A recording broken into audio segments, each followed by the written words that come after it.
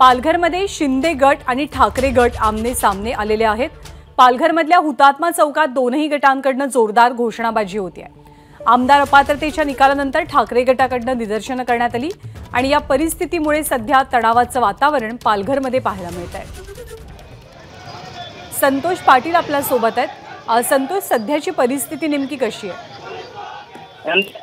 काल हा जेव्हा निकाल बाहेर आल्यानंतर गटाचे जे शिवसैनिक आहेत ते अगदी जल्लोष करत होते आणि आज मध्ये होता शिवसेनेचे कार्यकर्ते आणि यांनी जल्लोषाचा कार्यक्रम आयोजित केला होता, तर दुसऱ्यांनी निषेधाचा कार्यक्रम आयोजित केला होता आणि हा कार्यक्रम 11 वाजता हुतात्मा होता। त्यामुळे ह्या वेळेला ते सर्व कार्यकर्ते एकमेकांच्या समोर आले आणि जरा बोलाबाली सुद्धा आली, मात्र तिथे पोलिसांनी वेळीच हस्तक्षेप केला आणि वातावरण आहे थांबवण्याचा प्रयत्न केला। आता सध्या वातावरण शांत आहे आणि पोलिसांनी त्यांना सगळ्यांना बाजूला करून हे वातावरण शांत केलेलं आहे। नंदा, धन्यवाद संतोष या माहितीबद्दल।